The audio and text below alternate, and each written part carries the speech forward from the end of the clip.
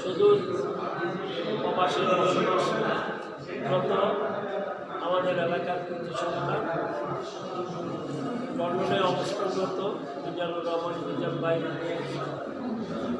বাংলাদেশে উনি সফরে আসছেন জাতীয় সংসদ নির্বাচন উপলক্ষে আমাদের লাকসাম মনোনীত লাকসাম পৌরসভার সকল স্তরের সাথে সদস্য সাক্ষাৎ করার বিষয়ে আজকে আমাদের আশা আকাঙ্ক্ষার কথা প্রকাশ করেছেন।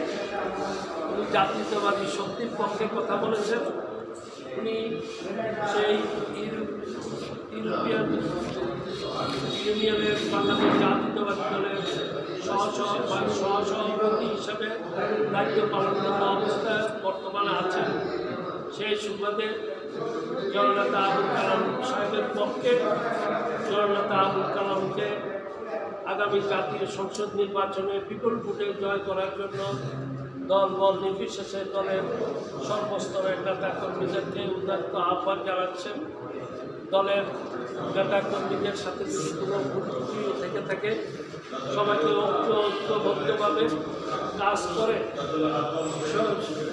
এই বাংলাদেশ জাতীয়তাবাদী দল বিএনপির যার হাতে তাদের শীষের প্রতীক দিয়েছেন জননেতা আবুল কালামকে এই আসনে বিজয়ী করে তরুণের অহংকার তারেক জিয়াকে সরকার গঠন করার জন্য সবাই সহযোগিতা করবেন।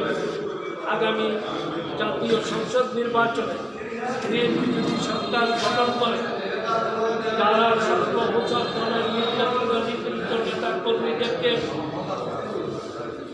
মিথ্যা মামলা হামলা বাড়িঘর ভাঙচুর করেছে তাদের মুখে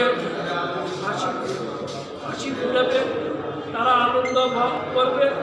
আর যদি দল ক্ষমতা না যায় আপনি 17 বছরের নির্যাতন অত্যাচারের কোনো লাভ হবে। তাই আসুন সমস্ত মতামত ভূমি দিয়ে দলের মনোনীত প্রার্থী ধানের শীষের প্রতীকে দেশনেত্রী বেগম খালেদা জিয়ার ধানের শীষ, শহীদ জিয়ার ধানের শীষ,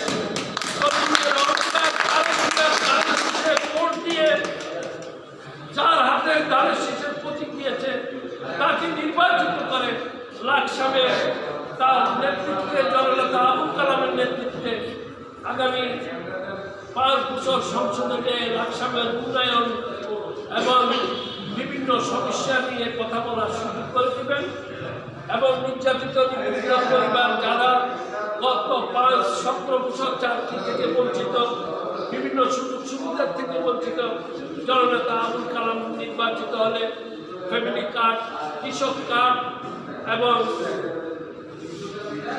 বিধবা কার্ড সমস্ত ধরনের সরকারি যে সমস্ত সুযোগ সুবিধা আছে সব কিছু হবে এবং অসমস্ত লাকসামের মনোরঞ্জনের লাকসাম পৌরসভার লাকসাম উপজেলার খাল খনন, তারপর রাস্তাঘাট, স্কুল কলেজ মুক্ত মাদ্রাসা এখানে সংস্কার হবে, নতুন ভিত্তি স্থাপন হবে।